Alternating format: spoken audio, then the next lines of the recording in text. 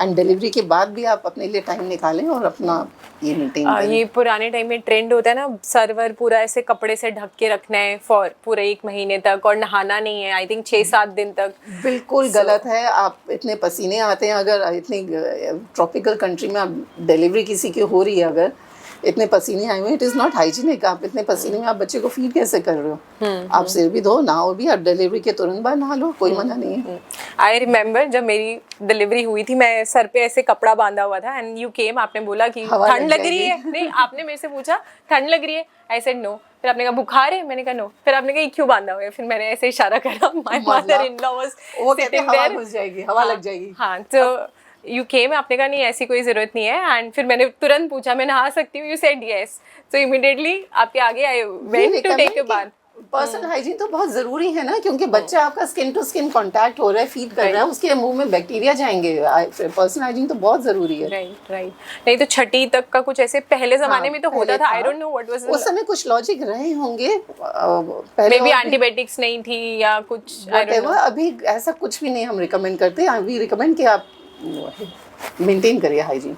Right, dental hygiene important है, और बिल्कुल सिर भी धो सकते हैं, नहा भी सकते हैं। एक्टिविटी में कितने टाइम बाद जा सकते हैं आफ्टर डिलीवरी?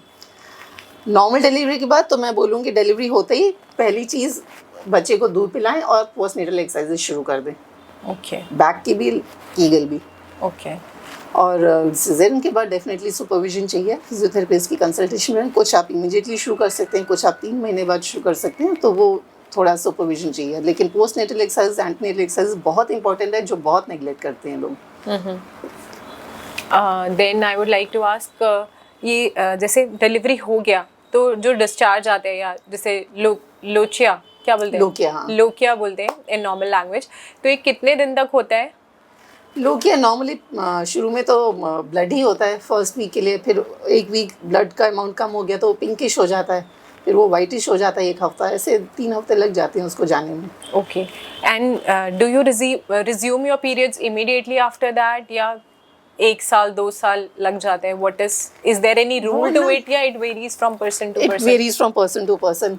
अगर आप एक्सक्लूसिव ब्रेस्ट फीडिंग कर रहे हैं, विच मीन्स कि आप ऊपर से पानी भी नहीं दे रहे, नाइट फीडिंग भी कर रहे हैं और सिर्फ अपना दूध दे रहे हैं और कुछ नहीं कर रहे, तो that is a very good thing to do. एक तो बच्चे से बॉन्डिंग बहुत अच्छी होती है, that skin to skin contact वो, और जो फीडिंग है, मतलब ब्रेस्ट मिल्क के कितने एडवांटेजेस हैं उसके ऊपर तो पूरी एक किताब बन सकती है, और होंगी भी ज़रूर। ओके। जितने मदर में एंटीबॉडीज़ हैं उसको इन्फेक्शन से प्रिवेंट करने के लिए, वो सब बच्चे में ट्रांसमिट होते हैं। जो बच्चे ब्रेस्ट फेड होते हैं उनको एलर्जीज़ बहुत कम होती हैं, फूड एलर्जीज़ जो आजकल इतनी कॉमन होने लगी हैं।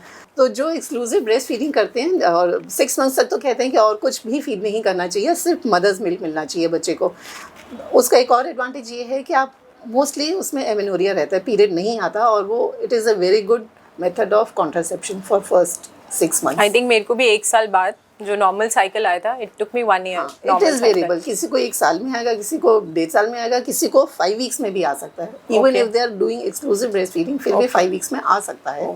एक बार पीरियड शुरू हो गया, आपको कॉन्ट्रासेप्शन की ज़रूरत है, ये बहुत इंपॉर्टेंट पॉइंट है। अच्छा, जब तक पीरियड्स नहीं आए, it gives contraceptive protection also?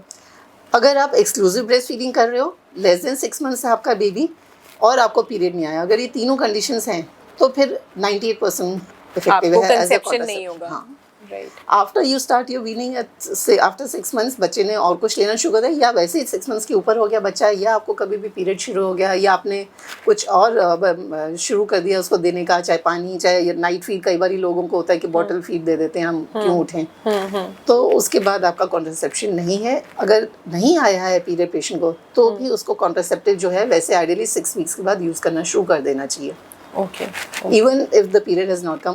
क्योंकि ऐसा होता है कि जब फर्स्ट ओवुलेशन हुआ, हाँ, तो उसमें तो आपको नहीं पता चलेगा, क्योंकि आपको पीरियड तो उसके बाद आना है ना ओवुलेशन, और फर्स्ट ओवुलेशन में अगर कंसीव कर लिया आप, 6 वीक्स तक हम लोग रिकमेंड करते हैं कि वो एब्स्टिनेंस रखे। It is not healthy for till then, क्योंकि लोकिया वगैरह भी होता है, इन्फेक्शन के लिए प्रोन होता है, यूट्रस के अंदर एंडोमेट्राइटिस वगैरह का रिस्क रहता है, तो हम एडवाइस करते हैं कि 6 वीक्स तक कोई कांटेक्ट नहीं बनाए, और 6 वीक्स पे कुछ कॉन्ट्रासेप्शन शुरू कर ही कांटेक्ट बनाए। ओके। तो क्योंकि ये बहुत कॉमनली देखा है कि जैसे 4 महीने का 5 महीने का बच्चा गोद में है और उल्टी होने लग गई, आए तो फिर पता चला प्रेगनेंसी हो चुकी है, जो फर्स्ट ओवुलेशन हुआ उसी में प्रेगनेंसी हो गई, और क्योंकि पीरियड आ नहीं रहे, उन्होंने सोचा अभी हम तो फीड कर रहे हैं इसलिए नहीं आया। ये बहुत कॉमनली फंसते हैं और उस समय आप रख भी नहीं पाते। उस समय यूट्रस इतना सॉफ्ट होता है कि टर्मिनेट करने में भी बहुत रिस्क रहता है। राइट। बल्कि मैं तो बोलूँगी कि उस स्टेज में भी आप एमटीपी से ज़्यादा अच्छा है कि आप रख ही लो। अगर ट्विंस होते तो भी तो आप पालते ही ना। अब हो गई गलती एक कि नहीं कॉन्ट्रासेप्शन यूज़ किया, दूसरी गलती होगी कि आप अगर उस समय एमटीपी के लिए आप करो और फिर उसमें परफरेशन हो जाए, क्योंकि बहुत सॉफ्ट होता है यूट्रस, लाइक मेल्टेड बटर कहते हैं उस समय। परफरेशन का रिस्क कहीं ज़्यादा होता है। और 6 वीक्स में अब तो हम लोग पोस्टमार्टम भी डालने लगे हैं। जैसी डिलीवरी हुआ उसी समय कॉपर टी डल सकता है। हाथ के हाथ प्लास्टर निकला, साथ के हाथ डाल दिया। अगर वो करेक्टली डाला जाता है इट इज़ क्वाइट इफेक्टिव। नहीं तो आप नहीं तब डलवाना चाहती हैं तो 6 वीक्स पर भी डाल सकते हैं। It is quite effective. क्योंकि पिल्स नहीं ले सकते इस टाइम पर, फर्स्ट 6 मंथ्स जब आप फीड कर रहे हैं, क्योंकि प्रोटीन का कंटेंट भी कम हो जाता है मिल्क में और मिल्क की क्वांटिटी भी कम हो जाती है। तो ब्रेस्ट फीडिंग में पिल्स अवॉइड क्या नहीं करनी चाहिए। वेन थ्रोम्बोसिस भी होता है, कई सारी कॉम्प्लिकेशन है, उस समय वो एडवाइजेबल नहीं है। उस समय बैरियर है या ये कॉपर टी है, ये बेस्ट है। और प्रेगनेंसी हो गई मैं रिकमेंड करूँगी कि मत एमटीपी के लिए जाओ। सोचो ट्विंस हो गए। अच्छा, is it safe to have sex during pregnancy? ये इट कई इज लोगों सेफ। अगर लो लाइंग प्लेसेंटा नहीं है, बैग्स रप्चर्ड नहीं है, तो इट इज डेफिनेटली सेफ। मतलब उसमें कोई प्रॉब्लम नहीं है। Any trimester they can have. Third trimester obviously थोड़ा सा फिजिकल डिफिकल्टी है, but otherwise it is not contraindicated. And postpartum when they can resume the activity, इसका भी कुछ है कि नहीं इतने टाइम तो बिल्कुल करना ही नहीं है? एक्चुअली 6 वीक्स तक तो थोड़ा सा टाइम लगता है मदर को रिकवर करने में। मतलब after all it baby is like a parasite on the mother. सब कुछ चूस के उससे बना रहा है, उसकी वीकनेस भी आती है, उसका ब्लड लॉस भी होता है, फेटीग भी होता है। It is labour pain is very difficult. You are going through a lot of trauma.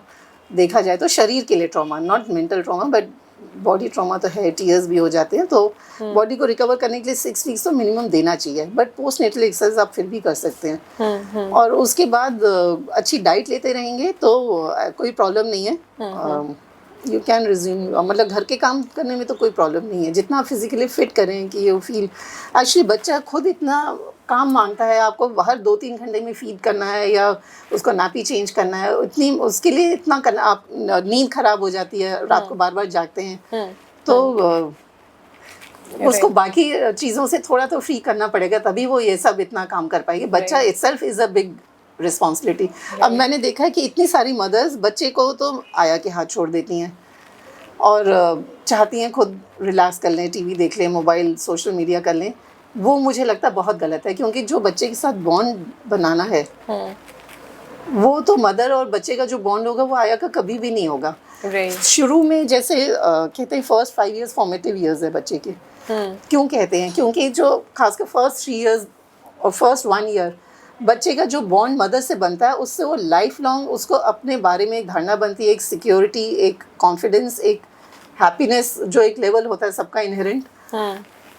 वो है सबसे इम्पोर्टेंट है कि सिक्योरिटी है कि yes I am lovable and somebody is taking care of मी। बच्चे को अगर भूख लग रही है, उसको क्या पता चल रहा है मुझे भूख लग रही है? उससे तो नहीं पता लग रहा। वो तो बस ये फील कर रहा है कि मैं अनकंफर्टेबल हूँ, somebody needs to take care of me. उसको उस समय इनसिक्योरिटी होती है कि मैं कहीं मर ना जाऊँ, बस इतना ही उसको समझ में आता है कि my life is a threat and somebody needs to take care. और जो मदर ये चीज़ समझेगी कि बच्चे को क्या चाहिए, वो सोना चाह रहा है या दूध पीना चाह रहा है या गीला है, वो आया नहीं समझेगी। अगर बच्चा रोता है, एक टाइम था कहते थे रोने दो, पड़ा रहने दो, कोई ज़रूरत नहीं है। अब कंसेप्ट वो नहीं है, अब है कि इमीडिएटली आप उठाओ, उसको सूद करो, see what is troubling the child and take care of it. तो ये जो है ना, ये बहुत इंपॉर्टेंट होता है mental development of the child for future. आपको लग रहा है 3 महीने का 6 महीने का बच्चा है, उसको क्या पता लग रहा है कि कोई उसको टेक केयर कर भी रहा है या नहीं कर रहा। वो तो पहचान ही नहीं रहा, उसको तो कुछ समझ ही नहीं है ना, वो बोल भी नहीं पा रहा, उसको तो ये भी नहीं पता उसको क्या दिक्कत है। तो इसलिए it is very easy to neglect that child. जो आया करेगी, क्योंकि अगर वो मोबाइल में कुछ वीडियो देख रही है, उसको होगा कि मैं तो अपना ये पूरा कर लूँ, फिर उसको उठाती हूँ। फोन पे बात ही कर रही है अपने रिश्तेदारों से गांव में, फिर मैं उठा लूंगी। तो जो मदर और या मोबाइल ही दिखाने लग जाएगी 6 महीने के बच्चे को। मोबाइल तो बच्चे के सिर से बहुत दूर रखना चाहिए। 12 to 14 ईयर्स की एज तक उसके सिर के 1 फुट तक भी, 1 फुट क्या उससे भी ज़्यादा दूर होना चाहिए, 2-3 फुट का फासला होना चाहिए, बिकॉज बच्चे का ब्रेन बहुत डेलिकेट होता है और वो रेडिएशन उसको इफेक्ट करती है। प्लस ये अभी क्लोज भी नहीं हुए होते, हाँ, जो फंटनल्स होते हैं, तो डायरेक्ट बोन का भी हाँ बैरियर नहीं आता। तो मोबाइल तो बच्चे से बहुत दूर रखना है। आजकल की मदर्स तो पैदा होते ही उसकी फ़ोटोज़ ले रही हैं और सोशल मीडिया पे डाल रही हैं, और वो मोबाइल बच्चे से दूर रहना चाहिए। राइट। एंड बॉन्डिंग की जैसे वो बॉन्डिंग पे ही मेरे को और सवाल है, जैसे मदर्स हैं, दे आर वर्किंग, तो वो घर छोड़ के जा रही हैं बच्चों को, what impact do you think it has on the mental health of the child? बहुत इम्पैक्ट पड़ता है। मुझे लगता है कि डेफिनेटली जॉब इज़ इम्पॉर्टेंट, मगर अब तो गवर्नमेंट भी 6 मंथ्स की लीव देती है। यूके में तो आई थिंक 1 ईयर की लीव देते हैं वो, because they realise the importance of this bonding on the mental development of the child. India में ना somehow physical needs, nutrition, academic, इनके ऊपर बहुत स्ट्रेस है। बच्चा पढ़ नहीं रहा, इसको ट्यूशन लगा दो।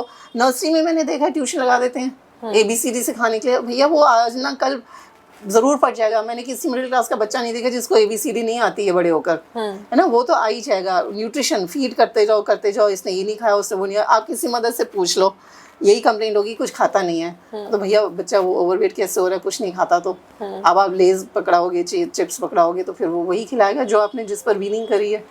लेकिन जो इमोशनल नीड है उसके ऊपर अभी तक कोई भी हाईलाइट कभी भी नहीं हुआ इंडिया में समाव। जो ये इमीडिएटली बच्चे को उठाना है, सूद करना है, उसकी प्रॉब्लम देखनी है और उसको बॉन्डिंग करना है, जो उसको हग करना है, कडल करना है, सबसे इम्पोर्टेंट वो है। अगर आपकी बच्चे की मेंटल हेल्थ सही है तो वो आगे ज़िंदगी में सब कुछ कर सकता है। फिजिकल हेल्थ भी उसकी सही रहेगी और वो अचीवर भी ज़्यादा होगा, चाहे वो ABCD सीखे या ना सीखे। मुझे लगता है कि मदर के लिए जॉब ठीक है, इम्पॉर्टेंट है, her own growth, her own time, self care important है। इवन हस्बैंड की केयर भी इम्पॉर्टेंट है, क्योंकि आफ्टर ऑल लाइफ लॉन्ग तो सिर्फ उसी नहीं साथ देना, बच्चे तो एक दिन अपनी लाइफ में चले जाएंगे। मगर फिर भी जो first few years of life है उसमें आई फील कि मदर को अपना टोटली सब कुछ बच्चे को देना ज़रूरी है, क्योंकि आप एक पर्सन का क्रिएशन कर रहे हो, मतलब एक निर्माण कर रहे हो। बच्चा अपनी मर्ज़ी से आया नहीं, आया तो पेरेंट्स की मर्ज़ी से, यू वांटेड इट टू कम।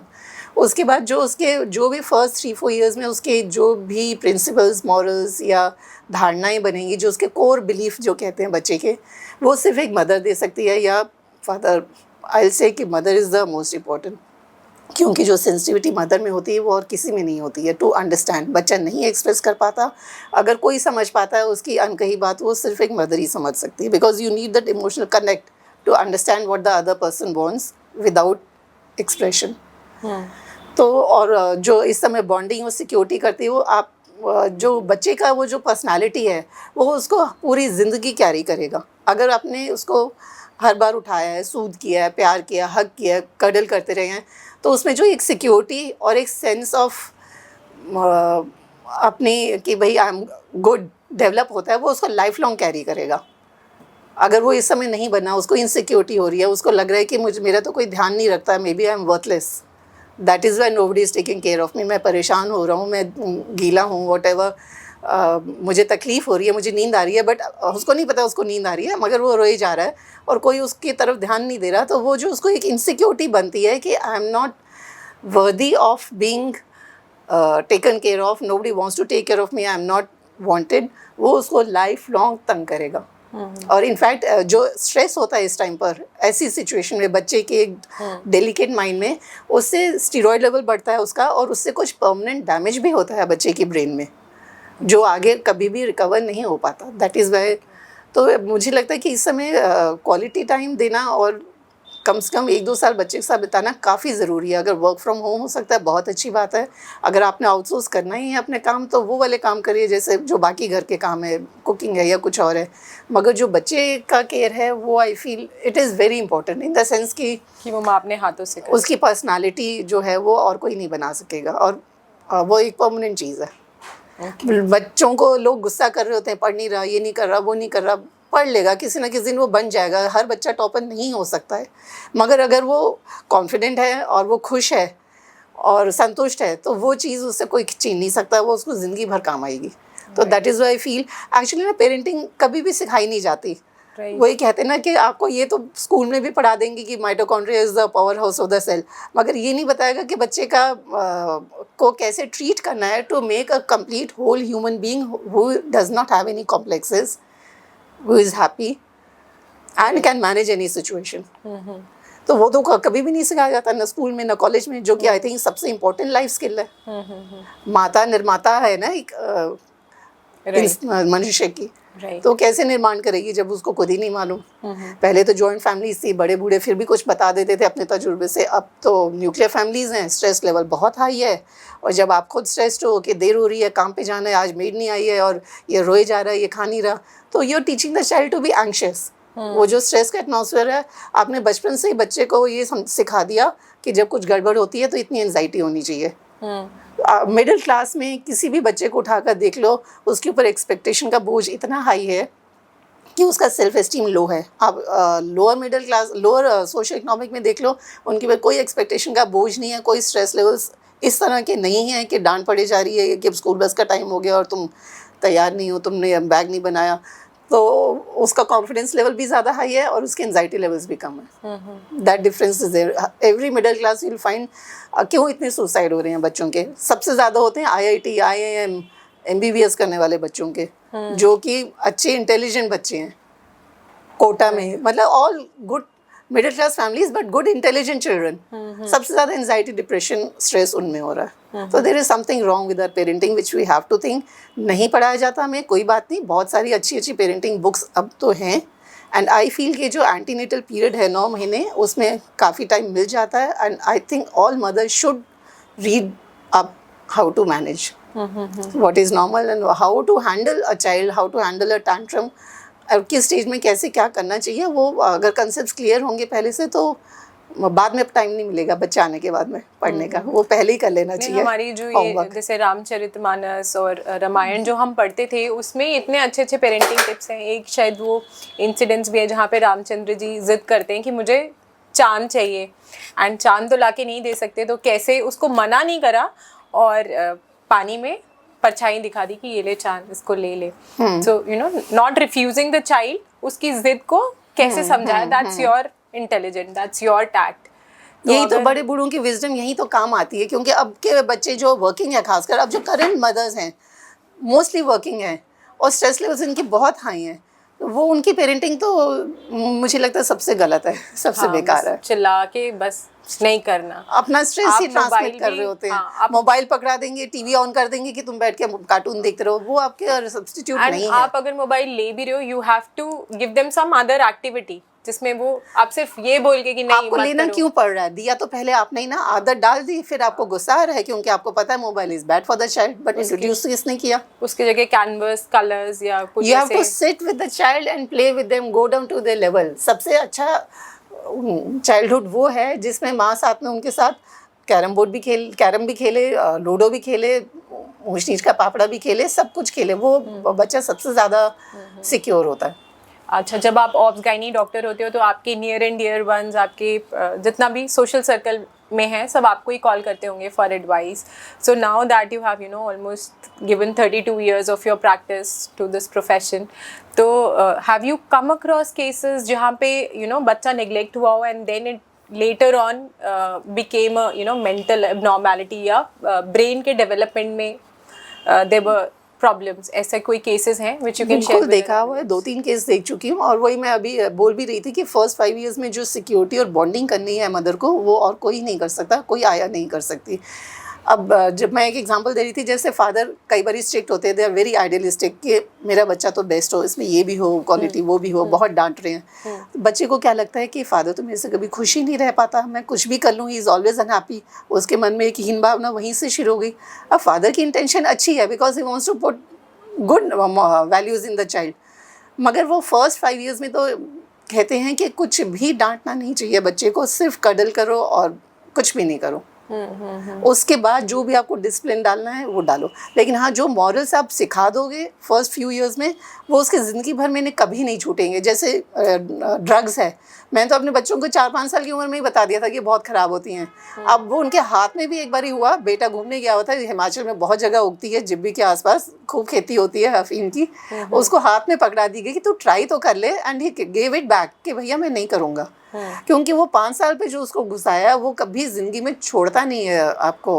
तो ये जो कोर चीज़ें हैं ये आपको बहुत अर्ली सिखानी है, जितना अर्ली सिखाएंगे वो उतना ही स्टिक करेंगे, जितना बाद में सिखाएंगे तो वो क्वेश्चन करेगा कि नहीं वो भी तो करता है, व्हाट इज़ रॉन्ग, स्कूल्स में बिक रही हैं आप drugs, but I am very confident कि ये मेरे बच्चे नहीं करेंगे, क्योंकि मैंने उनको बहुत ही पहले जो फर्स्ट 5 years में चला गया वो सब कोर वैल्यूज़ बन गई। तो सिखानी ज़रूर है उस टाइम पर वैल्यूज़, मगर स्ट्रिक्टनेस से नहीं, प्यार से। Okay. अच्छा, likewise during pregnancy and after pregnancy, mental health of the mother, उसके लिए what should be done कि mental health जो mother की है वो ठीक रहे, and plus we have heard of postpartum depression भी होता है, so is this for real and how to prevent it? अब प्रेगनेंसी है तो इमोशनल स्टेट ही, तो मदर बहुत मोस्टली तो खुश रहती हैं, मगर एप्रीहेंशन भी रहता है, they have heard of complications, लगता है कुछ हो ना जाए, फिर थोड़ा सा फिजिकल डिस्कम्फर्ट भी रहेगा, फिर लगेगा डिलीवरी लेबर पेन का भी डर लग सकता है, तो कई एंजाइटीज़ होती हैं, इश्यूज़। इंडिया में अभी भी थोड़ा सा मेंटल हेल्थ को लेके टाबू है, बिल्कुल जैसे थैलेसीमिया को लेकर है, विच इज़ नथिंग वैसी। अब brain is just a part of the body, body में अगर आप फ्लॉन्ट कर सकते हो कि मुझे तो डायबिटीज़ है जी, मैं तो गुलाब जामुन नहीं खाता, चाहे आप छुप के 2 खा लो, लेकिन आपको बताने में हेसिटेशन नहीं होता कि मुझे तो डायबिटीज़ हो गया है। मगर मेंटल हेल्थ का कुछ भी प्रॉब्लम है, आपको एंजाइटी इशू है, डिप्रेशन है, कुछ भी है, आप छुपाते फिरते हो, आप काउंसलिंग नहीं लेते, मतलब इतना ज़्यादा टैबू है कि बताना तो छोड़ो, आप घर वालों से भी छुपा देते हैं, और काउंसलिंग थेरेपी लेने की तो बिल्कुल सवाल ही नहीं उठता, मेजर इश्यूज़ के लिए नहीं लेते लोग, तो ये तो ये सब नॉर्मलाइज करना ज़रूरी है। जब आप वेस्ट को सब कॉपी कर रहे हैं तो ये भी कॉपी करें कि वहाँ पे counselling is not a big deal, आधे लोग जा रहे हैं थेरेपी में भी, ये प्रॉब्लम हुई, हम चले गए, हम now we are feeling better, so what is the problem. वहाँ तो हर pregnant even every minor surgery से पहले दे गो थ्रू अ काउंसलर कि आप मेंटली ठीक से एक्सेप्ट कर पाओ, तो there is nothing wrong in taking counselling. तो मदर को भी ऐसे इश्यूज हो सकते हैं, डिपेंड्स कि उसको पहले कोई हिस्ट्री रही है डिप्रेशन वगैरह की, या फैमिली सपोर्ट कितना है, हस्बैंड के साथ रिलेशनशिप कैसी है, कितना सपोर्टिंग है, अगर झगड़ा है। इनफैक्ट घर में अगर टेंशन का एटमॉस्फेयर होता है तो इवन ड्यूरिंग प्रेगनेंसी बच्चे के ऊपर असर पड़ता है, क्योंकि बच्चा को सब सुनता है इवन इनसाइड द यूट्रस कि माँ खुश है, रो रही है, या शाउटिंग हो रहा है, everything they hear. So from that time the atmosphere should be nice. But if mother sings to the child, they can make out soft music बजे, मदर खुश रहें, मदर के जो स्ट्रेस हार्मोन्स हैं they are detrimental to the child. So it should be a happy occasion. Family support बहुत ज़रूरी है उसमें, हस्बैंड का भी और बड़े लोगों का भी। एंड अगर आपको दिक्कत हो रही है काम करने में, you keep help, but don't stress yourself out. फिर उसके बाद पोस्टपार्टम, डेफिनेटली पोस्टपार्टम ब्लूज तो काफ़ी कॉमन है, बट वो तो ट्रांजिएंट होते हैं, जनरली हफ्ते 10 दिन में ठीक हो जाता है। बट ज़्यादा सीरियस प्रॉब्लम्स भी होती हैं ये सब हार्मोनल चेंजेस की वजह से, और एप्रीहेंशन लेवल रहते ही हैं मदर को, क्योंकि फर्स्ट टाइम जो मदर बना है कि सब मैं कर पाऊँगी नहीं कर पाऊँगी, फिर फिजिकली भी स्ट्रेनुअस है। तो पोस्टपार्टम डिप्रेशन, पोस्टपार्टम साइकोसिस which is the most severe, ये सब भी होता है। अगेन डिपेंड्स कि कितना फैमिली से सपोर्ट मिल रहा है, या पहले कोई मेंटल डिसऑर्डर की प्रॉब्लम रही है नहीं रही है। कुछ कंट्रीज़ ऐसी भी हैं जिनमें रूटीनली हर मदर को पोस्टपार्टम एसेस किया जाता है कि इसको डिप्रेशन या साइकोसिस तो नहीं हो रहा, मगर इंडिया में अभी भी मेंटल हेल्थ को इतना तवज्जो नहीं दिया जाता। ओके, अच्छा मैम, जैसे normal delivery and caesarean delivery ज़्यादा इजी कौन सी in your experience, which is easier? From a gynaecologist point of view I will say caesarean is much easier. Why? चाहे प्राइवेट में दे चार्ज मोर कि हमने तो बड़ा कॉम्प्लिकेटेड वो किया हुआ है, but for them it is easy, क्योंकि जब लेबर में होती है पेशेंट, बहुत सारे रिस्क इन्वॉल्व होते हैं उस टाइम। बच्चे का धड़कन कॉन्स्टेंटली मॉनिटर करना पड़ता है, कब कम हो जाए, कब उसको एस्फिक्सिया होने लग जाए, यानी कि उसकी ब्लड सर्कुलेशन रुक रही है, उसकी जान को खतरा हो जाए, कब वो फंस जाए, निकलेगा नहीं निकलेगा, बहुत असेसमेंट, बहुत मॉनिटरिंग चाहिए, और कितने घंटे चाहिए। First pregnancy can take up to 24 hours to deliver. तो 24 आवर्स की, या सेकेंड थर्ड भी है तो 12-14 आवर्स की constant monitoring is quite tiring for anyone, and बहुत विजिलेंस की ज़रूरत है, क्योंकि अदरवाइज मिसहैप्स होते हैं। तो आई फील कि नॉर्मल डिलीवरी के charges should be at least double of caesarean charges. Caesarean में आपने आधा 1 घंटा करा, ख़त्म, and you are free, no nothing is required. Mother के लिए आई थिंक, मदर और बच्चे के लिए तो I think normal delivery is better if you can tolerate the pain. जो भी surgery is surgery, anaesthesia risk होता है, और बच्ची में भी टैकेपनी ऑफ न्यूबॉर्न और ऐसे कुछ प्रॉब्लम्स हैं जो सिर्फ सिजेरियन बेबीज़ में ही होती हैं। फीडिंग प्रॉब्लम्स होती हैं, ओके तो नॉर्मल डिलीवरी है इन द सेंस कि आपकी बॉडी पूरी इंटैक्ट है. अगर सिजेरियन हुआ बाद में एडिशन बन रहे हैं या एंडोमेट्रियोसिस हो रहा है और कॉम्प्लिकेशंस उतने ज़्यादा तो हैं ही. आजकल वी हैव सीन लाइक जैसे कुछ पेशेंट्स हैं दे से नहीं प्राइवेट में तो उठा के सिजेरियन ही कर देते हैं. On the other hand there is a group of people where doctors कह रहे हैं कि नहीं आपको सिजेरियन कराना पड़ेगा and they don't want to go, they just take the patient away.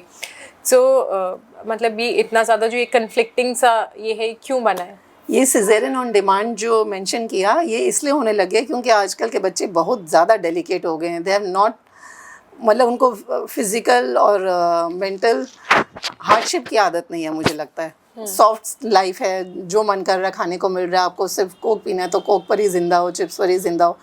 Hard work मतलब हम लोग तो बसेस में भी जाते थे कॉलेज, अब तो सब गाड़ियों में जा रहे हैं. तो उनको लगता है कि इतना लेबर पेन कैसे सहेंगे, हम एग्जामिनेशन नहीं कराएंगे. मतलब वो एक डेलिकेट सी जनरेशन आ गई है जो मना कर देती है लेबर पेन के लिए. उनमें बहुत कम है ऐसे मोटिवेटेड जो लेबर पेन सहने के लिए तैयार है. After all labour pain is the worst. Labour and dental pen suppose be the most severe pain of the body. Okay तो बट अगर नॉर्मली हो रहा है तो यू शुड प्रेफर नॉर्मली. उसके कुछ एडवांटेजेस हैं. Going okay at the peak of labour घबरा के कई बार कुछ लोग बोल देते हैं कि नहीं हमसे सहन नहीं हो रहा. लेकिन अगर सब ठीक ठाक जा रहा है और कोई इंडिकेशन नहीं है तो कोई भी सर्जरी अनइंडिकेटेड नहीं करनी चाहिए. Why only caesarean any other surgery. जो मैल प्रैक्टिस होने लगी हैं कि ज़बरदस्ती स्टेंट डाल दिया या कोई सर्जरी कर दी जब नहीं इंडिकेटेड होता है क्योंकि एनेस्थीसिया रिस्क हमेशा रहेगा. ओके एंड वो बच्चे पे भी सर्जरी रिस्क भी होता है. एनेस्थीसिया बच्चे पे भी रिस्क पोज करता है. जनरल एनेस्थीसिया करता है आजकल मोस्टली स्पाइनल में करने लग गए हैं. उसमें तो काफ़ी इंप्रूवमेंट है. कुछ टाइम तक डिप्रेस रह सकता है बच्चा, फिर रिकवर हो जाता है. एंड ये जो लंबर पंक्चर से होता है एंड पीपल से कि उसके बाद बैक एक नहीं जाता, इज इट ट्रू? एनेस्थेटिस्ट तो मना करते हैं कि उससे कुछ नहीं होता but people do complain. They do complain. लेकिन ये ज़रूर है कि आप लेबर में आप सोच रहे हैं कि आप घी का ग्लास पी के आपकी स्मूथ हो जाएगी, डिलीवरी फास्ट हो जाएगी, वो बिल्कुल गलत है. लेबर के टाइम आपने कुछ भी खाना पीना बिना पूछे नहीं करना है क्योंकि कभी भी सिजेरियन इमरजेंसी तो करना पड़ ही सकता है. तो हैवी मील तो आपको खाना ही नहीं है. वैसे ही जैसे स्टमक एम्प्टिंग टाइम अगर हमारा 6 आवर्स है तो लेबर प्रेगनेंसी में इट इज़ फर्दर इंक्रीज्ड तो 8 to 10 आवर्स क्योंकि डिलेड गैस्ट्रिक एम्प्टिंग होती है. That is all adaptation of the body for the sake of the baby. तो अगर आपका वैसी गैस्ट्रिक एम्प्टिंग नहीं, अगर आपने खा लिया और बाई चांस इमरजेंसी सिजेरियन करना पड़ गया तो वो फिर अगेन एस्पिरेट करने का रिस्क रहता है. और मैंने लेबर रूम में देखा एक्टिव लेबर में पेशेंट और वो एक ग्लास पूरा पी गई. मैंने कुछ कलरलेस दिख रहा था, मैंने सोचा पानी पी रही है, कोई बात नहीं. बाई चांस पूछ लिया खड़े खड़े अच्छा क्या पी रही हो, कहती है घी पी रही हूँ. मैंने कहा पूरा ग्लास घी का कौन पी सकता है? नहीं, मरलो ने कहा है कि स्मूथ डिलीवरी हो जाएगी. अब ये घी तो वेजाना तक पहुँच ही नहीं सकता. 1 घंटे में तो बिल्कुल ही नहीं पहुंच सकता, वो कभी भी नहीं पहुंचेगा. इनफैक्ट 1 घंटे बाद क्या अगले दिन भी नहीं पहुंचेगा. तो ये जो गलत धारणा है ये तो बहुत डेंजरस है. खाना तो छोड़ो, घी तो वैसे और गैस्ट्रिक एम्प्टिंग और डिले करता है और उसका एस्पिरेशन था और ज्यादा लाइफ थ्रेटनिंग है. एस्पिरेशन थोड़ा पेशेंट्स के लिए एक्सप्लेन करो कि जब आप एस्पिरेशन जब एनेस्थीसिया दिया जाता है तो जो स्टमक के कंटेंट्स है वो निकल के लंग्स में चले जाते हैं विच इज लाइफ थ्रेटनिंग, जो चोक कर सकता है आपको. तो इसलिए कहा जाता है कि 6-8 घंटे खाना कुछ नहीं खाना होता, खाना या पानी किसी भी सर्जरी से पहले बोला जाता है. और सिजेरियन में तो और ज़्यादा लंबा टाइम बोला जाता है. पता ही नहीं कौन सा नॉर्मल सिजेरियन में कन्वर्ट करना पड़े. तो इसलिए हम बिना पूछे तो आपको वैसे ही कुछ नहीं खाना पीना है. और जनरली हम प्रेफर करते हैं कि वो लिक्विड डाइट लें जो जल्दी स्टमक से निकल जाती है और रिस्क कम होता है. जैसे नारियल पानी है, ग्लूकोन डी पी लिया, प्लेन वाटर पी लिया, क्लियर जूसेस पी लिया. ऐसे आजकल एक कंसेप्ट वायरल हो रहा है मुहूर्त डिलीवरीज. लोग पंडितों से मुहूर्त निकलवा के आते हैं कि मेरे को बच्चा इस उसमें चाहिए. What is your take on that? अगर इलेक्टिव सिजेरियन होता है कि भाई वैसे ही प्लान सिजेरियन है और हमें कोई फ़र्क नहीं पड़ता उस टाइम का तो हम कर देते ओब्लाइज. अब पंडितों की भी रोज़ी रोटी नहीं छीनते. मगर अगर कुछ और इमरजेंसी है या मतलब सिर्फ इसलिए सिजेरियन कर दें क्योंकि मुहूर्त है, that we don't oblige. Government hospital तो हम नहीं करते और इमरजेंसी है तो बिल्कुल नहीं. आपने जब आपकी लाइफ की फर्स्ट डिलीवरी देखी तो डिड यू फेंट? इतना पेन तो कभी किसी को देखा नहीं था. I was just a child around 20 years old. Student थे जब हम फर्स्ट टाइम लेबर रूम ले गए थे हमें लेडी हार्डिंग में. और जो मदर्स का जो पेन था वो तो मैं तो फर्स्ट टाइम जब वो ECT देखा साइकियाट्रिक पेशेंट का तब भी फेंट हो गई थी.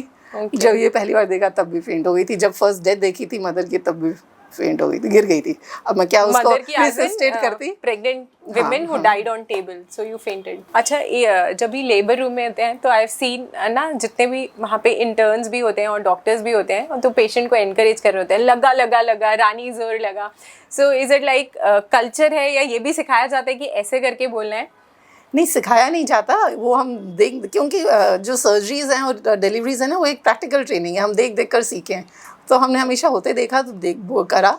मगर ये ज़रूरी भी होता है क्योंकि मदर का हौसला बढ़ता है। उस समय वो बेचारी थक चुकी होती है, बिल्कुल एग्जॉस्टेड होती है, इतने 12 घंटे से पेन सह रही है, फिर उसके बाद उसको पुश करने के लिए जो हिम्मत चाहिए वो तब तक वो लिटरली ख़त्म हो रही होती है, तो उसका एक तो हौसला बढ़ता है उससे। एक वो जब एक कोरस में इतनी ज़ोर से सब बोलते हैं तो उसकी हिम्मत आती है और वो पुश करती है। और यहीं एंटीनेटल एक्सरसाइज का रोल भी है ना, जब आप मसल टोन अच्छी बना के रखते हो, आप पेट की और बाकी सब आपने पेल्विक फ्लोर की एक्सरसाइज कर रखी हैं, तो आपको ईजी हो जाता है ये सब पुश करना और डिलीवरी करना। ये मसल टोन डिलीवरी में डेफिनेटली हेल्प करती हैं। जब सारे एक साथ बोल रहे होते हैं, I remember my experience in the labour room, तो ऐसा लगता है ये बस क्रिकेट की लास्ट बॉल है और इस पे तो अब आपको 6 हिट करना ही है। So when everyone is saying like छक्का छक्का छक्का, तो वो वाला वो तो आता है, दैट्स डेफिनेटली। और बच्चा जब इसको हम सेकंड स्टेज ऑफ लेबर कहते हैं, जब सर्विक्स पूरा खुल चुका है और बच्चा पेल्विस के अंदर आ गया है और उसको बाहर निकलना है, तो उस समय बच्चे के सिर के ऊपर काफ़ी प्रेशर होता है, क्योंकि बच्चे का सिर बड़ा है और compare to the pelvis of the mother, तो उसकी एक तो मोल्डिंग होती है, बोन्स जुड़ी हुई नहीं होती हैं ब्रेन की, तो वो एक दूसरे पर ये ओवरलैप करके और वो शेप बनाती है किस तरह निकलने के लिए। तो बच्चे के ऊपर भी उस समय काफ़ी स्ट्रेस होता है, तो हमें होता है कि नहीं, 1 घंटे से ज़्यादा वो ना लगाए, 1 घंटा प्राइमिंग में 2 घंटे में मतलब निकल जाए, ताकि वो बच्चा फिक्सेट ना हो जाए, फंस ना जाए। तो इसलिए भी थोड़ा सा रहता है, उसमें प्लास्टिक सप्लाई भी कम हो जाती है। हाँ, जैसे लेबर रूम में ही जब आप ये पेन्स, लेबर पेन्स हो रहे हैं और आप पुश कर रहे हो, so what is your advice for the mothers? जैसे कहते हैं ना, डीप ब्रीथ करो, why is it important? In between pain she should take deep breaths, क्योंकि जब पेन होता है तो बच्चे की अगेन ऑक्सीजन सप्लाई कॉम्प्रोमाइज होती है काफ़ी हद तक, जब भी कॉन्ट्रैक्शन आती है।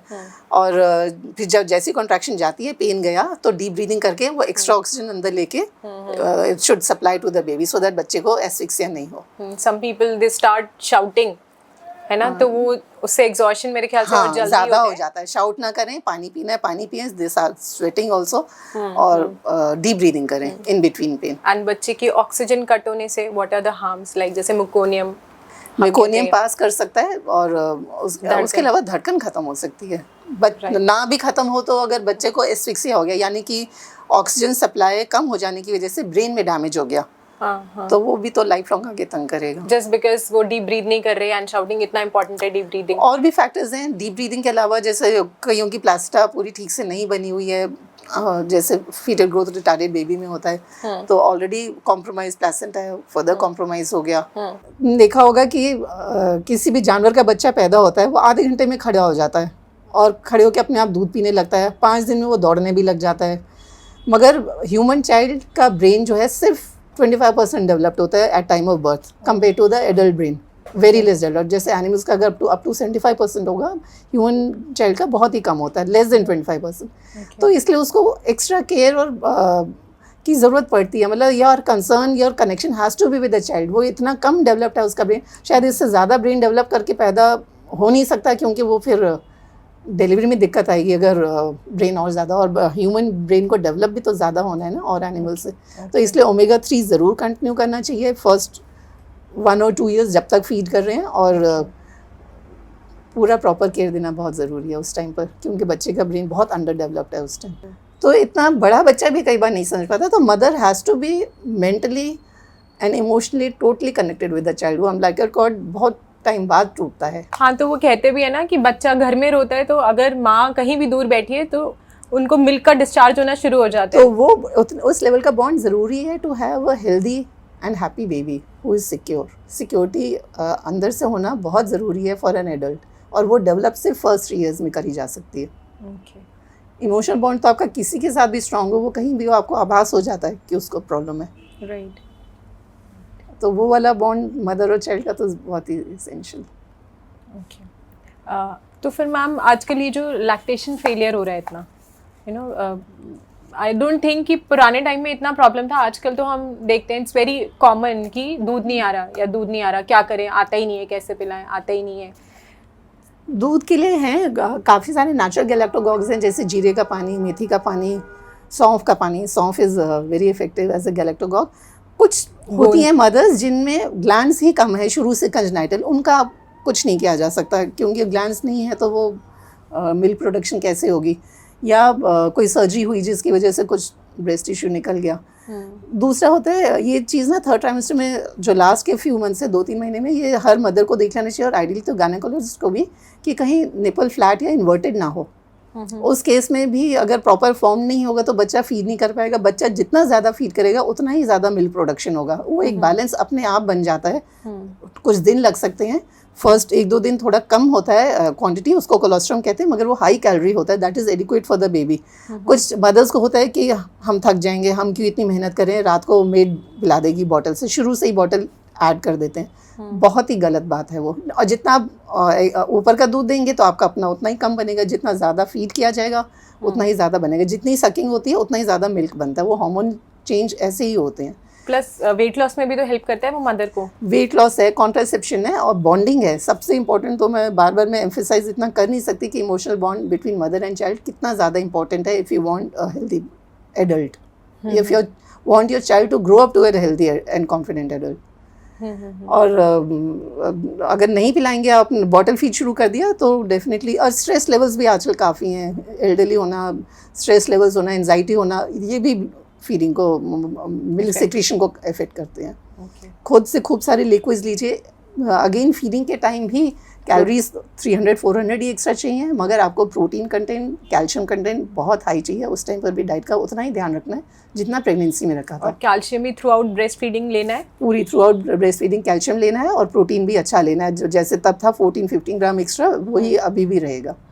आयरन हार्डली कुछ होता है ब्रेस्ट मिल्क में, मगर इसलिए आयरन हम प्रेगनेंसी में देते हैं. तो मदर का एक्स्ट्रा बनना है ब्लड, और ऊपर से बच्चे को जितना भी आयरन मिलना है वो प्रेगनेंसी में मिलना है. ब्रेस्ट फीडिंग के टाइम नहीं मिलना है. तो उसको अपने लिवर में स्टोर भी करके रखना है. ओके.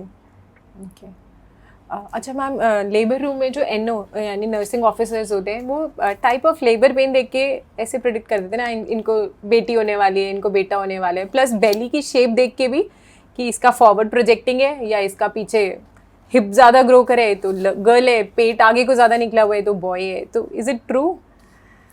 शेप से और इस सब से तो मुझे नहीं लगता कुछ भी फ़र्क पड़ता है. पहले मतलब, और कई लोग गांव की दाइयाँ भी ये सब बोलती थी. मेरी ऑब्जर्वेशन में बस इतना मैंने देखा कि बॉय होने से थोड़ा एक्ने शायद ज़्यादा होता है मदर में, क्योंकि थोड़ा बहुत टेस्टोस्टेरोन जो सिक्रीट होता होगा. बट अदरवाइज मल्ला तो ये भी कहती है कि बहू की गलती है, हर बार बेटी जन्म रही है उसकी. Right. And some people go to quacks to take medicine कि अभी लड़का हो जाएगा, ये दवाई खाओगे तो लड़की हो जाएगी. एक्चुअली साइंटिफिकली अगर प्रेगनेंसी होने से 3 महीना पहले आप थोड़ा डाइट ऑल्ट्रेशंस करें तो it is scientifically proven that you can alter the sex of the baby. Like high calcium diet goes in favour of a girl and high sodium diet goes in favour of a boy. That is scientifically proven, क्योंकि उससे जो charge particle उसके ऊपर आते हैं, ovum के ऊपर, they attract X और Y chromosome respectively. That way it is there. मगर जो जहाँ तक ये सवाल है कि ये बहू की गलती है कि हमेशा इसकी लड़कियाँ पैदा होती हैं, वो उसकी कुछ भी नहीं है. क्योंकि जो सेक्स ऑफ द बेबी वो तो टोटली फादर के ऊपर डिपेंडेंट है. उस मदर जो हमारे क्रोमोसोम्स हैं 23 पेयर्स हैं, जिसमें से एक पेयर सेक्स क्रोमोसोम है. मदर के दोनों एक्स एक्स हैं. इट इज़ फादर जिसका एक एक्स एक वाई है. वो दोनों 2 अलग स्पर्म्स में जाते हैं. तो अब वो वाई क्रोमोसोम फर्टिलाइज कर रहा है, एक्स क्रोमोसोम कर रहा है, ना फादर के हाथ में ना मदर के हाथ में. अगर वाई क्रोमोसोम बन ही नहीं रहे तो वो तो फादर के हाथ में है, मतलब हाथ में भी नहीं है, मतलब what ever the problem is with him. Mother के तो हाथ में कभी भी नहीं होता. ये ज़रूर है कि भाई वाई क्रोमोसोम की लाइफ कम होती है और स्पीड ज़्यादा होती है. तो अगर ओवुलेशन के बाद संबंध बनेगा तो बॉय का ज़्यादा चांस होता है, और अगर ओवुलेशन से पहले अगर की कंसेप्शन होगी तो फिर गर्ल का ज़्यादा चांस होता है. कुछ साइंटिफिकली चीज़ें हैं ऐसी, लेकिन एक बार ही ठहर गया उसके बाद में चाल से या वेट गेन से और इस सब से तो आई डोंट थिंक कोई भी बता सकता है. प्रेगनेंसी के बाद लेडीज़ अक्सर मोटी हो जाती हैं, तो कुछ को वेट लॉस होता ही नहीं है. What is the reason? एक तो वेट गेन ही एक्स्ट्रा कर लिया. पहले ही आपने 10 to 12 kg करने की जगह आपने 15-20 किलो बहुत बार हो जाता है बिकॉज ऑफ इनकरेक्ट डाइट. वो हमने क्लियर कर लिया कि हमें सिर्फ 300 कैलोरीज एक्स्ट्रा लेनी है, बहुत ज़्यादा वेट गेन करना नहीं. इनफैक्ट जो ओवर वेट होते हैं उनको तो हम 8 kg ही कहते हैं वेट गेन करो. रेस्ट्रिक्ट कर देते हैं, मगर न्यूट्रिशन पूरी लेनी है। अब जो ये 10 किलो सपोज गेन किया किसी ने, उसमें से 4-5 किलो तो डिलीवरी के टाइम ही शेड हो गया। बच्चे का वेट है, लाइकर का वेट है, प्लास्टा का वेट है, तो बचा आपका 5-6 किलो। उसको लूज़ करना कोई मुश्किल नहीं है। फर्स्ट 6 वीक्स में जो हमारा जो पेशेंट का एक्स्ट्रा ब्लड बना था 1.5 गुना हो गया था, वो वापस नॉर्मल आ जाता है। कुछ वेट लॉस तो वहीं हो जाता है, मोस्टली पानी है वो सब निकल जाता है। बाकी जो बच्चा आपका 5 किलो सपोज, सिर्फ अगर पेशेंट ½ kg पर मंथ भी अटेम्प्ट करे लूज़ करने की, she can easily lose it in less than a year. 1 साल बाद she should be able to fit into her old jeans which she was wearing before pregnancy. It is not at all difficult, provided आपका weight gain ही पहले आप गलत नहीं किया है। और ये जो बाद में इतना घी और मेवे वाली लड्डू खिलाए जाते हैं, उन सब की कोई इंडिकेशन नहीं है। बार बार मैं यही बोलूँगी, सिर्फ न्यूट्रिशन खाएं, प्रोटीन और कैल्शियम की ज़रूरत है बाद में, और सिर्फ 300 कैलोरी एक्स्ट्रा एक दिन में चाहिए, जो आप दूध से कवर करें तो ज़्यादा अच्छा है। दूध, पनीर ये प्रोटीन भी देते हैं और कैल्शियम भी देते हैं। ड्राई फ्रूट्स लें। कोई अगर वेट गेन सही हुआ है तो वेट लॉस करने में कोई भी प्रॉब्लम नहीं आनी चाहिए। अच्छा मैम, प्रेगनेंसी के लास्ट मंथ में वी से कि वॉक करो, सर्विक्स को राइपन होने में हेल्प करती है। वॉक तो पूरी प्रेगनेंसी करना चाहिए। तो कितने टाइम वॉक करें ताकि नॉर्मल के चांसेस बढ़े? उसके लिए और क्या चीज़ें हैं जो एज पेशेंट ऑडियंस कर सके कि उनके नॉर्मल डिलीवरी होने के चांसेस बढ़े? सिर्फ वॉक क्यों, वॉक तो उनके लिए है जिन्होंने कभी कोई एक्सरसाइज करी नहीं है, तो कम से कम इतना तो शुरू करें। अगर बहुत ज़्यादा पाँव में सूजन है, नहीं कर पा रहे हैं, तो आप वो कम कर पाएगी क्योंकि दर्द होने लग जाएगा। तो ब्रेक कर करके करें, 15 मिनट सुबह, 15 मिनट शाम को, ऐसे कर ले। जिम कर रही है करती रहे, स्विमिंग कर रही है, बहुत ही अच्छी बात है। जितनी अच्छी मसल टोन है उतना ईजी डिलीवरी होगा। स्पॉन्टेनियस लेबर का भी चांस बढ़ेगा और smooth labour pain, smooth delivery का भी चांस बढ़ेगा। तो ये आजकल जो होता है ना कि लेबर पेन नहीं आ रहे, sedentary lifestyle, that's because of sedentary lifestyle. Labour pain नहीं आ रहे, देन आर्टिफिशियली वो लगा के भी नहीं आ रहे, ऑक्सीटोसिन दे के भी नहीं आ रहे हैं। कभी कभी तो कुछ प्रॉब्लम भी हो सकती है। बहुत ही अच्छा सिस्टम है ईश्वर का, लेकिन ओकेजनल प्रॉब्लम्स होती हैं, वरना हमारी कोई ज़रूरत नहीं थी।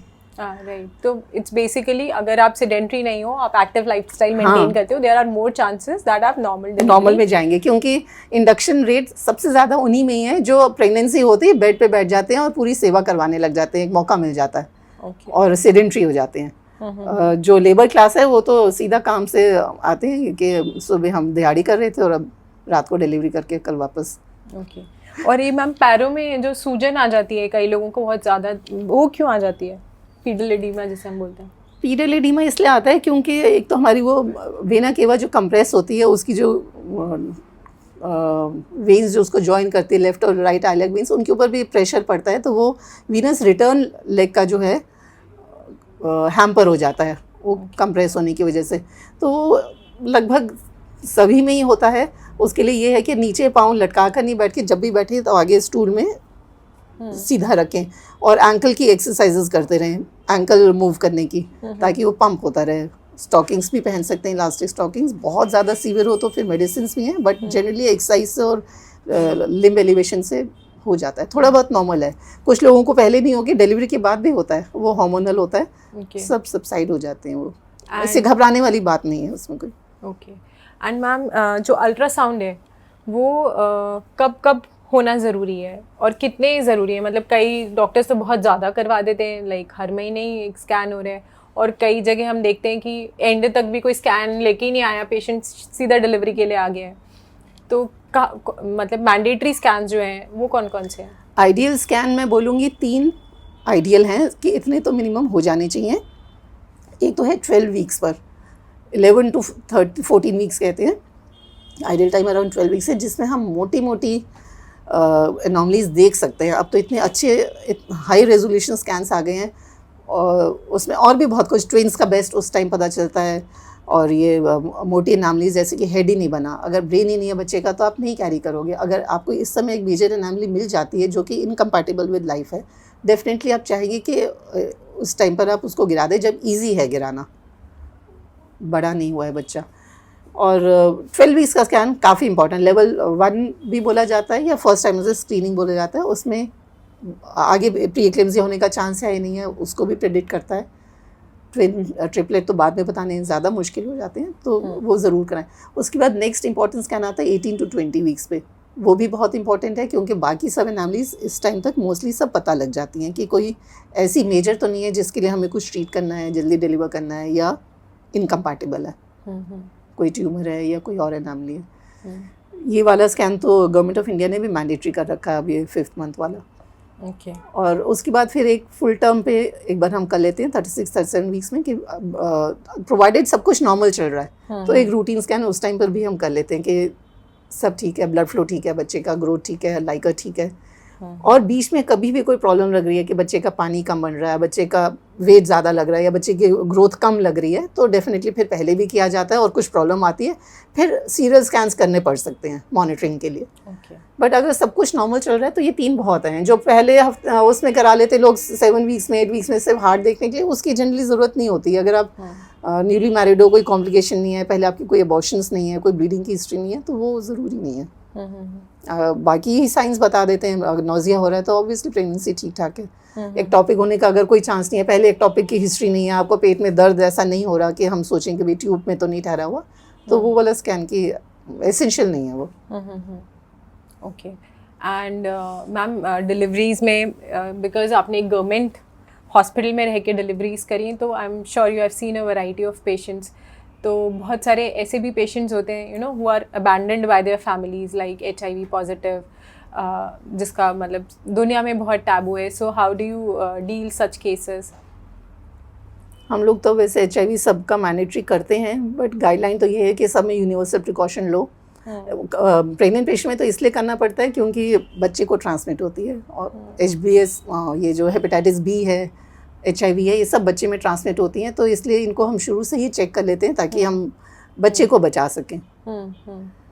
और अपना तो प्रिकॉशन और प्रोफेशनल रिस्क रहता ही है। तो मैं ये कह रही थी कि बच्चे को बचाने के लिए क्या करते हैं? फिर कॉर्ड में ब्लड मिक्स ना हो पाए, या हाँ, बहुत सारी प्रिकॉशंस हैं। ट्रीटमेंट भी किया जाता है मदर का। हेपेटाइटिस B में तो जैसे बच्चे को पैदा होते ही पैसिव इम्यूनाइजेशन किया जाता है, मतलब इम्यूनोग्लोबुलिन्स दे देते हैं ताकि, एंड बच्चा फीड नहीं कर सकता। I think if the mother is HIV positive. में ऐसा होता है कि या एक्सक्लूसिव फीडिंग हो या एक्सक्लूसिव बाहर का दूध हो। इंडिया जैसे डेवलपिंग कंट्री में एक्सक्लूसिव ब्रेस्ट फीडिंग ही रिकमेंड किया जाता है, मिक्स फीडिंग बिल्कुल मना करी जाती है।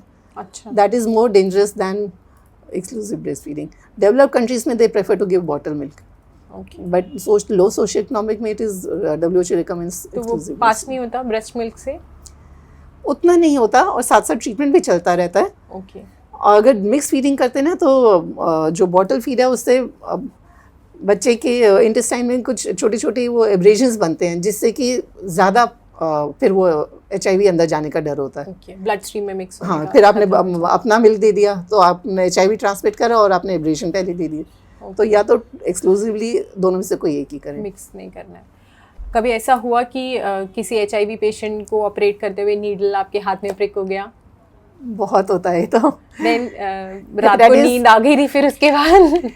मेरे साथ पर्सनली नहीं हुआ, लेकिन हमारे रेजिडेंट्स के साथ बहुत बार हुआ है। फिर उनको हम देते थे ना पोस्ट एक्सपोजर प्रोफाइलैक्सिस। ओके। बहुत मुश्किल है वो भी लेना। हाँ, तो आई थिंक उसमें डॉक्टर्स की भी काउंसलिंग होती होगी, एंड यस उसके साइड इफेक्ट्स होते हैं। काउंसलिंग का तो कोई कंसेप्ट ही नहीं है इंडिया में, मगर हाँ उनका ट्रीटमेंट जरूर किया जाता था। नाइटमेयर है ना, किसी को HIV की नीडल प्रिक हो गई, आप पड़े हुए, आपने कुछ करा नहीं है, एंड देन डबल ग्लव्स पहनो, सब करो। मतलब फ्रैंकली मैंने तो डबल ग्लव्स भी नहीं पहने, जबकि वो रिकमेंडेड है, क्योंकि वो आप सर्जरी करने में हैम्पर तो करता है प्रिकॉशंस। राइट। सो जहाँ पे यू नो कई बारी तो होते हैं ना, उसके अटेंडेंस भी छोड़ के भाग जाते हैं, स्पेशली अनीमिया में। इफ़ यू आस्क कि 1 यूनिट ब्लड पहले डिपॉजिट कराना है, तो हस्बैंड तो पड़ोसी बन जाता है। हाँ, मैं तो गांव से आया हूँ। हाँ, so that is pathetic ना। Indian women have a very low value in, उनकी लाइफ की बहुत कम वैल्यू है, खासकर लो सोशो इकोनॉमिक में ये ज़्यादा देखने को मिला है। मिडिल क्लास इतना नहीं करते ऐसे। आपके प्रैक्टिस का कोई एक खास केस जो आपको यू नो कहते हैं ना, ये केस तो मुझे कभी नहीं भूलेगा, ऐसा कोई एक्सपीरियंस फ्रॉम योर प्रैक्टिस? ऐसे कोई एक स्पेसिफिक तो नहीं याद आ रहा, मगर हाँ जितने भी कॉम्प्लिकेटेड वाले करे जो आज से आए और सब ठीक ठाक हो गया, वेदर दे फेल्ट इट और not, I felt very nice about it कि आई कुड डू जस्टिस। मैंने देखा है कॉर्ड अराउंड नेक, जैसे फंदा पड़ा हुआ है अम्बिलाइकल कॉर्ड का, तो नॉर्मली तो लूज सा भी पड़ा हो तो that's an indication for caesarean in a private setup. But government में मैंने देखा है अगर 2 भी होते हैं तो डॉक्टर्स का पूरा कोशिश रहता है कि नॉर्मली हम उस बच्चे को ला पाएँ। तो is it because of lack of facility या it is possible but it needs a lot of expertise? Actually जो कॉर्ड अराउंड नेक डायग्नोज होता है वो अल्ट्रासाउंड डायग्नोसिस है, वो 100% नहीं होता। सिंगल लूज लूप में हमने 4 टाइट लूप्स भी देख लिए और 2 टाइट लूप्स में हमने कोई भी लूप नहीं देखा। पाँव के ऊपर लूप था, नेक पे तो था ही नहीं, तो वो एक तो 100% है नहीं, तो हम पूरा उसके ऊपर रिलाई नहीं करते। फिर गाइडलाइंस कहती हैं कि you try for a normal delivery. अगर उसका कॉर्ड अराउंड नेक होगा तो बच्चे का धड़कन कम होगा, क्योंकि जैसे वो नीचे डिसेंड करेगा बच्चे का हेड तो वो टाइटनिंग होगा एंड इट विल मैनिफेस्ट। अगर लूज है तो देयर इज़ नो नीड ना, we always want to avoid caesarean. तो अगर कुछ उस समय डिस्ट्रेस हुआ आप तुरंत ले जाओ। वो एक आइडियल सेटअप होना चाहिए जिसमें आप 10 मिनट में सिजेरियन भी कर सको, हाफ एन आवर के अंदर कर सको, immediately you can take action. तो आइडियल सिचुएशन तो वो, और ऐसे बहुत सारे कॉर्ड अराउंड नेक इसलिए नॉर्मल डिलीवरी हो भी जाते हैं क्योंकि कुछ होता ही नहीं और नहीं कुछ लिखा हुआ और निकल आता है, ऐसा भी तो होता है ना। मगर प्राइवेट में शायद कोई इतना मॉनिटरिंग, उसमें इंटेंसिव मॉनिटरिंग चाहिए। मैंने पहले भी बोला कि नॉर्मल डिलीवरी में तो बहुत आपको विजिलेंट रहना पड़ता है, you should be on your toes with the patient. अब वो फिर आप मॉनिटरिंग वैसी करेंगे तभी तो नॉर्मल डिलीवरी छोड़ेंगे ना। तो प्राइवेट में वो कोई करना नहीं चाहता, रिस्क बिल्कुल नहीं लेना चाहता कि एस्फिक्सिया हो गया। एक्चुअली जो क्लास प्राइवेट में जाती है वो शायद बच्चा भी 1 या 2 ही करती है, उनको लगता है हमें कोई रिस्क नहीं चाहिए, हमें तो बस एक टीक दे दो, हमें तो दोबारा आना ही नहीं है। एंड ये जो ब्रीच डिलीवरीज होते हैं जैसे हम कहते हैं बच्चा उल्टा है, उसमें भी गवर्नमेंट में तो नॉर्मल हो जाती है एंड प्राइवेट में अगेन नहीं, गवर्नमेंट में भी अगर पहला ब्रीच होता है तो वी अवॉइड नॉर्मल डिलीवरी, क्योंकि उसमें मोल्डिंग नहीं हो पाती। बॉडी जो होती है बच्चे की कंप्रेसिबल है और कम छोटी है compare to the head of the baby. तो जब वेजाइनल डिलीवरी एक हेड से के थ्रू होती है तो वो मोल्डिंग होने का टाइम मिलता है उसको 1-2 घंटा, वो पूरी शेप लेता है, बोन्स ओवरलैप होती हैं, तब जाके वो निकल पाता है टाइम लगा के। जब ब्रीच है आपका अचानक से हेड आ गया, अब उसको मोल्डिंग करने का टाइम ही नहीं है, तो वो फंसने का डर होता है कि बॉडी तो बाहर लटक रही है और सिर पेल्विस में या पेल्विस के भी ऊपर फंसा हुआ है। तो ऐसे केस में फिर क्या उस टाइम पे ओटी ले जाना पड़ता है? ले भी जाएं तो भी आपको 5 मिनट का टाइम होता है, तो frequently we lose that baby. तो इसलिए अगर पेल्विस स्ट्राइड नहीं है, आप पेल्विस का ना पूरा पार्ट आप क्लिनिकली नहीं डिटेक्ट कर सकते हो कि एडिक्वेट है या नहीं है। तो उसमें ब्रिम जैसे नहीं किया जा सकता अपने फिंगर से। हम लोग मतलब हमेशा एक पेल्विक असेसमेंट करते हैं कि ये बच्चा इस पेल्विस से निकल पाएगा या नहीं निकल पाएगा। तो भी ऐसा हो जाता है कि डिलीवरी के लिए छोड़ा और नहीं निकल पाया तो हमने सिजेरियन के लिए ले लिया। वेजाइनल जो कैफलिक डिलीवरी है जो हेड से हो रही है उसमें तो आपके पास टाइम है कि हेड फंस गया, नहीं आगे प्रोसीड किया, हमने सिजेरियन कर दिया। लेकिन ब्रीच में जब आधा अंदर आधा बाहर है, हवा का स्टिमुलेशन, टेम्परेचर का स्टिमुलेशन से वो ब्रीदिंग शुरू कर देता है और एक तो सारा मेकोनियम और पानी वो एस्पिरेट करने लगता है और वी लूज दैट चाइल्ड। तो इसलिए अगर पहले 2-3 उसने डिलीवरी कर रही है 3-3 किलो की और अब लग रहा है 3 से छोटा ही बच्चा है, वी नो कि पेल्विस इज ओके, मतलब प्रोवन पेल्विस है कि ये ठीक है, तो हम छोड़ते हैं नॉर्मल के लिए सेकंड थर्ड में। एंड ये जो मेकोनियम बच्चे पास कर देते हैं, जैसे कहते हैं स्टूल पास कर दिया बच्चे ने, ये पहले भी होता था या अभी मेकोनियम के ज़्यादा केसेस होते हैं? पहले डायग्नोज नहीं था? नहीं, कॉमन है। और बच्चे ने अगर उसको एस्पिरेट नहीं किया तो उससे कोई दिक्कत नहीं है, जस्ट मीन्स कि फॉर सम टाइम उसको थोड़ा सा दम घुटा है, जो एसिक्सिया हम कहते हैं, कि ऑक्सीजन नहीं मिल पाए किसी कारण से, तो वो स्फिंक्टर रिलैक्स हो जाता है ना। अगर एनॉक्सिया होता है स्फिंक्टर रिलैक्स होता है, इवन एडल्ट में होता है। तो वो मेकोनियम पास उसमें पोस्टमार्टम में होता है ना, स्टूल पास हो गया या यूरिन पास हो गया, तो वही उसका भी हो रहा है, स्फिंक्टर रिलैक्स हो गया, मेकोनियम निकल आया। तो वो सेकंड स्टेज में तो अक्सर ही हो जाता है, क्योंकि सेकंड स्टेज मतलब जब पूरी डायलिटेशन होगी और बच्चा पेल्विस के थ्रू पास कर रहा है तो वो उसके लिए बहुत स्ट्रेसफुल पीरियड है बच्चे के लिए, तो उस टाइम पे तो कई बार हो जाता है। मगर अगर पहले से करता है तो हम थोड़ा विजिलेंट हो जाते हैं और भी। लेकिन सिर्फ मेकोनियम के ऊपर सिजेरियन नहीं बनता, जो कॉमनली हो जाते हैं। You have to assess other things, कितनी जल्दी डिलीवर कर सकता है, हार्ट भी ठीक चल रही है उसकी नहीं चल रही, और आप उस समय उसकी कंटिन्यूस मॉनिटरिंग पे आप उसको लगा सकते हो। You can even wash out the meconium. और उसके बाद हार्ट को मॉनिटर करना बहुत ज़रूरी है कि दोबारा एस्फिक्सिया हो सकता है, ज़रा सी कॉर्ड कंप्रेस हुई एस्फिक्सिया, वो अब कुछ नहीं है प्रॉब्लम। ऐसा नहीं है कि उसके बाद वो नॉर्मल डिलीवरी नहीं कर सकती। So ma'am, for the ladies is there any final take away wisdom tip? मैं यही कहना चाहूँगी कि it's a very much a normal process.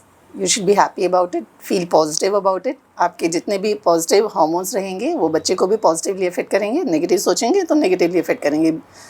B free from stress, take a good diet, don't eat extra, don't eat for two, but eat nutritional diet. और उसके बाद जो सबसे इम्पॉर्टेंट पीरियड मेरे ख्याल से एंटीनेटल से भी ज़्यादा डिलीवरी के बाद बच्चे को देने का है. और मुझे उससे एक बात भी याद आ रही है कि अभी पहलगाम तो बहुत ही ज़्यादा न्यूज़ में रहा है. हम भी लास्ट ईयर समर ब्रेक वहीं पर थे रेडिसन में. हमारे बगल वाली टेबल पर जब हम खाना खा रहे थे, मैंने देखा कि एक कपल खाना खा रहा है और उनके अक्रॉस द टेबल उनकी 5-6 साल की बेटी होगी और उसके साथ जो बैठा था वो एक अराउंड 40 ईयर ओल्ड मेड होगी. बच्चा नॉन स्टॉप बातें कर रहा है मगर मेड से, पेरेंट्स के साथ कोई इंटरेक्शन नहीं. जब हॉलीडे पर जा रहे हैं, वेकेशन पर जा रहे हैं, कम से कम तब तो बॉन्डिंग होना चाहिए ना बच्चे के साथ. बाकी टाइम तो बिजी हैं, काम में है, आपके पास नहीं है टाइम. मगर ये मुझे बहुत ही अजीब लगा कि रेडिसन में आपने मेड को एक कमरा दिलाया कि आप इतनी बड़े बच्चे को भी नहीं ध्यान अपने रख सकते हैं, इतना भी टाइम नहीं दे सकते. वो तो अपना सेल्फ केयर कर सकती है, फिर भी मेड की ज़रूरत पड़ गई साथ में ले जाने की. मुझे बहुत ही ऑड लगा कि अगर नहीं है आपकी commitment, if you don't feel for the children then don't bring them up. क्योंकि बच्चा अब कभी भी नहीं कहता कि मुझे पैदा होना है, मुझे दुनिया में आना है. वो अगर पेरेंट्स की इच्छा से आया तो पेरेंट्स की पूरी जिम्मेदारी है कि उनकी परवरिश और उनकी हर एक नीड का वो अच्छे से ध्यान रखें. क्योंकि बच्चे की गलती नहीं है कि वो है और फिर आप उसको कुछ टाइम ही नहीं देना चाह रहे हो. Right. That is not fair on the child. तो अगर आप उस जिम्मेदारी को निभाने के लिए अभी तैयार नहीं हैं तो then you should not plan a baby. अगर मैटरनल इंस्टिंक्ट्स हैं, if you are fond of children and you can give them the love and care that they need, then only you should. क्योंकि कोई mandatory तो है नहीं, बच्चा नहीं होगा तो आपकी ज़िंदगी में कुछ भी नहीं जा रहा. Society doesn't need your children and if you don't need it there is no need to produce. If your social life is more important then you stick to it. Right. तो दैट डिसीजन, मतलब सोच कर decision, ये नहीं कि हो गया, ये नहीं कि मदर लॉ बोलती है इसलिए करना है, खून आगे पास ऑन होना है. कौन याद रखने वाला है इस खून को? आपको अपने परदादे का नाम नहीं याद होगा तो क्या पास ऑन कर रहे हैं? अब मुझे लगता है कि लोग इतना ज़्यादा बोलते हैं endangered species, endangered birds, sparrow विलुप्त हो रही है, फलाना ऑलिव रिडले टर्टल ख़त्म हो रहा है, और कितने सारे हमारे इमोशंस या वैल्यूज़ हैं जो विलुप्त हो रही हैं. जैसे कि कमिटमेंट लेवल, मदर का ही कमिटमेंट नहीं है अगर बच्ची के लिए, तो आप कितना कमिटमेंट लेवल किसी और प्रोफेशन में या कहीं और आप मिलेगा. अपने हॉस्टल्स में ही मैं देखती हूँ जिस तरह से हमने काम किया हुआ है, खाना भी मिस किया हुआ है, लेकिन अब तो कोई भी नहीं इतनी कमिटमेंट से काम करता. तो ये सब वैल्यूज़ तो वैसे ही ख़त्म हो रही हैं. बॉन्डिंग, करुणा, कमिटमेंट, तो वो भी हमें सोचना चाहिए. थैंक यू सो मच, आप इस पॉडकास्ट पे आएँ एंड आई होप फ्यूचर में हम आपसे और विजडम इस तरह की इन पॉडकास्ट के थ्रू ले पाएँ और अपनी ऑडियंस के साथ शेयर कर पाएँ. इसी के साथ हम लोग आपसे विदा लेते हैं. Thank you. Thank you.